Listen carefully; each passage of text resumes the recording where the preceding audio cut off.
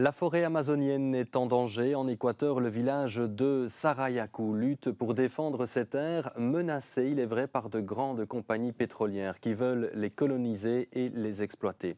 Le chef du peuple de Sarayaku a épousé au début des années 90 une verviétoise, Sabine Boucha. Aujourd'hui, leur combat est mis en image au travers d'un film, Le Chant de la Fleur, réalisé par Jacques Dechamps, lui aussi originaire de notre région. Sabine Boucha est notre invitée. Bonsoir Sabine. Bonsoir. Merci de nous avoir rejoints dans notre studio. Alors, en quoi ce film, que l'on pourra voir d'ailleurs demain soir sur nos antennes, au travers d'une projection débat qui a lieu ici même à Dijon, en la salle Comédie, sur le coup de 20 heures, en quoi ce film donc est un bien pour votre peuple et pour votre combat? Donc il faut savoir que l'importance de Sarayaku, c'est de pouvoir porter la voix du peuple de Sarayaku à l'extérieur, au niveau international. Et ce film, donc c'est un peu un rêve de Jacques et de José, donc ça fait 20 ans qu'ils se connaissent, et 6 ans qu'ils préparent ce film. Donc c'est une manière de pouvoir présenter la vie de Sarayaku, expliquer au public ici en Belgique ou dans d'autres pays européens. Donc la situation réelle qui se passe à Rayakou, avoir la voix des peuples indiens, les peuples indigènes ici en Europe. Donc ce film est un instrument de diffusion et de sensibilisation au public international.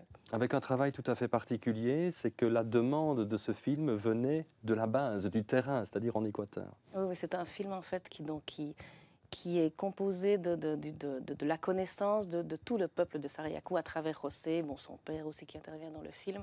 Et cette complicité d'amitié entre Jacques et José fait de ce film quelque chose de spécial. C'est la vision du peuple de Sarayaku, mais aussi l'adaptation de Jacques. Donc c'est une combinaison des deux cultures et c'est très intéressant. Je parlais de colonisation tout à Mhm. l'heure et du danger représenté par ces compagnies pétrolières. Expliquez-nous effectivement en quoi on peut parler de colonisation et est-ce que les craintes sont réelles? L'Amérique du Sud a été colonisée il y a plus de 500 ans.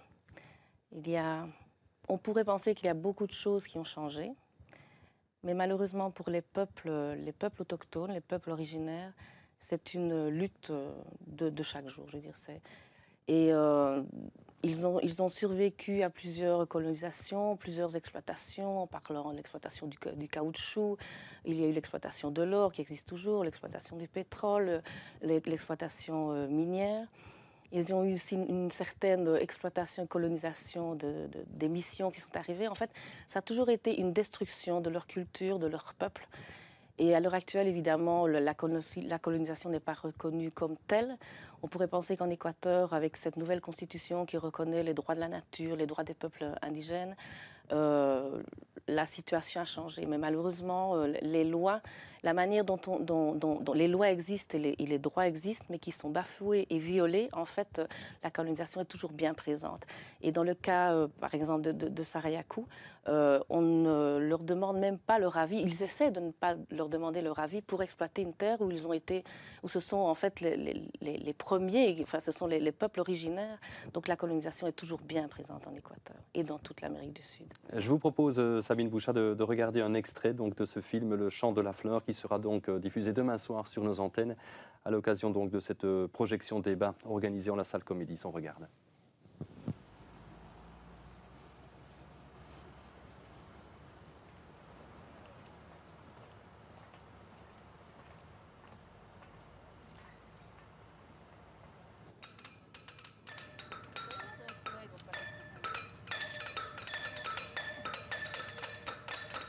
Nuka ci dalam masjid ini masih ada toilet yang Korea. Yang ya. Oh, sharik ini garam ci kok kamu.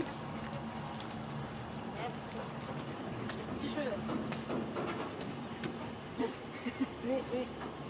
Allez, tu baca sih. Insyaallah. Oui, kayak jauh sih nama. Voilà donc pour cet extrait de ce film d'un peu plus d'une heure, Sabine Bouchat. Alors expliquez-nous peut-être l'extrait précisément que l'on vient de voir et qui montre vraiment que la menace sur le terrain est tout à fait réelle. Et il faut savoir que dans le film, il y a trois grandes lignes, trois grandes visions. La vision de l'ancien, du Yatchak, qu'on appelle chaman ici, et la stratégie, comment justement protéger son peuple à travers ses connaissances. Il y a tout le monde et la stratégie de politique qui vient à travers son fils, donc qui est José, le leader politique.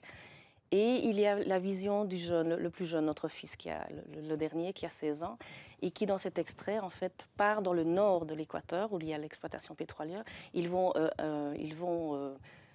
par eux-mêmes voir les dégâts du pétrole dans le nord et les résultats de l'exploitation pétrolière. Donc c'est l'extrait qu'on voit, ils découvrent. Ils viennent d'arriver, ils découvrent, ils sentent, ils touchent. C'est impressionnant pour eux. Ils viennent d'une forêt toujours vierge, pure, saine. Ils arrivent dans un endroit où tout est détruit. C'est cet extrait. Donc ce sont les trois grandes lignes. Le grand-père, le fils et le petit-fils. Et comment est-ce qu'ils réagissent face à cette exploitation pétrolière? Qu'attendez-vous de nos citoyens? Qu'attendez-vous donc des Occidentaux, si on peut les appeler ainsi, pour aider le peuple de Sarayaku? Il y a ce projet, notamment Frontières de vie, qui est Oui. peut-être le pendant local dans ce combat en Équateur. Concrètement, ici, donc, il y a la Frontière de vie, l'association, dont Jacques est le président. Donc, vous pouvez trouver www.frontieredevie.org, donc vous avez toutes les informations. Les personnes ici en Belgique peuvent devenir parrains d'un arbre, un arbre de cette frontière qui protège le territoire de Sarayaku. Donc, c'est un peu la partie aussi économique qui permet aux gens de bouger sur le terrain, de construire petit à petit cette grande frontière, ce grand chemin de fleurs sur le territoire. Mais aussi demander à chacun, dans l'éducation de leurs enfants, de vraiment expliquer que la nature, l'homme et la nature n'est pas divisé. Et on a besoin de vivre en harmonie avec cette nature. Et je crois que c'est le message important que Sarayaku essaye de faire passer. Il y a beaucoup de projets qui vont se faire sur Sarayaku. Il y a beaucoup de déclarations du travail au niveau juridique, légal, etc. Mais surtout, demander aux Belges qu'ils réfléchissent et qu'ils se remettent en question pour pouvoir travailler en harmonie avec cette nature. Essayer de trouver de nouvelles stratégies, de nouveaux développements qui respectent cette nature et qui respectent l'homme et les animaux. On est un tout et on ne peut plus se diviser. Il faut absolument travailler ensemble. Ici, sur la Belgique, sur l'Amazonie, et travailler ensemble pour protéger la planète et la forêt. Et vous aurez l'occasion d'ailleurs d'en discuter demain soir avec le public qui nous rejoindra donc ici en la salle Comédis à 10 ans. Merci Sabine Beauchamp de nous avoir rejoint ce soir.